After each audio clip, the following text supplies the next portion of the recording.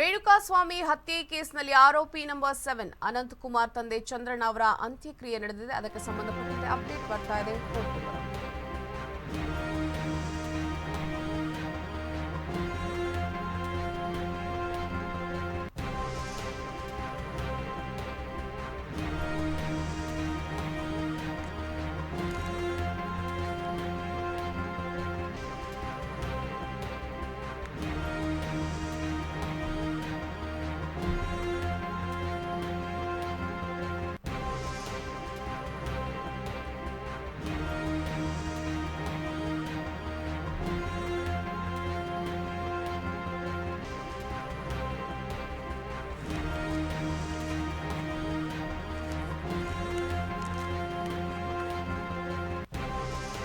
ನಟ ದರ್ಶನ್ ಹಾಗೂ ಗ್ಯಾಂಗ್ನಿಂದ ರೇಣುಕಾಸ್ವಾಮಿ ಹತ್ಯೆ ಪ್ರಕರಣದಲ್ಲಿ ಆರೋಪಿ ನಂಬರ್ 7 ಏನು ಅನುಕುಮಾರ್ ಇದ್ದಾರೆ. ಅವರ ತಂದೆಯವರ ಅಂದ್ರೆ ಚಂದ್ರಣ್ಣ ಅವರ ಅಂತ್ಯಕ್ರಿಯೆಯನ್ನ ನಡೆಸಲಾಗಿದೆ. ನಿನ್ನೆ ರಾತ್ರಿ ಬೆಂಗಳೂರಿನಿಂದ ಅನುಕುಮಾರ್ನನ್ನ ಪೊಲೀಸರು ಆ ಒಂದು ಸಂದರ್ಭದಲ್ಲಿ ಆ ಒಂದು ಸ್ಥಳಕ್ಕೆ ಕರೆದುಕೊಂಡು ಬಂದಿದ್ರು.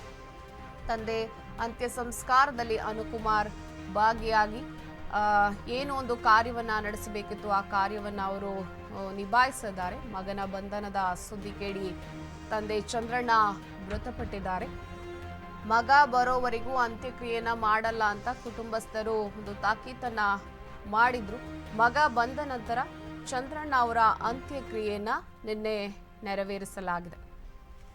ಒಟ್ಟಾರೆ ನಟ ದರ್ಶನ್ ಹಾಗೂ ಗ್ಯಾಂಗ್ನಿಂದ ರೇಣುಕಾಸ್ವಾಮಿ ಹತ್ಯೆಯಾಗಿದೆ. ಈ ಹತ್ಯೆ ವಿಚಾರಕ್ಕೆ ಸಂಬಂಧಪಟ್ಟಂತೆ ಅನುಕುಮಾರ್ ಅವರನ್ನ ಕೂಡ ಬಂಧಿಸಲಾಗಿತ್ತು. ನಂಬರ್ 7 ಆರೋಪಿಯಾಗಿ ಅವರನ್ನ ಪರಿಗಣಿಸಲಾಗಿದೆ.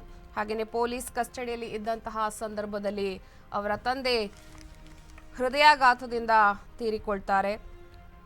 ಹಾಗೆಯೇ ಬೆಂಗಳೂರಿನಿಂದ ಅನುಕುಮಾರ್ನನ್ನ ಪೊಲೀಸರು ಅಂತ್ಯಕ್ರಿಯೆಯ ಸ್ಥಳಕ್ಕೆ ಅನುಕುಮಾರ್ನನ್ನ ಕರೆದುಕೊಂಡು ಬರ್ತಾರೆ. ಹಾಗೆಯೇ ತಂದೆ ಅಂತ್ಯ ಸಂಸ್ಕಾರದಲ್ಲಿ ಅನುಕುಮಾರ್ ಭಾಗಿಯಾಗ್ತಾರೆ.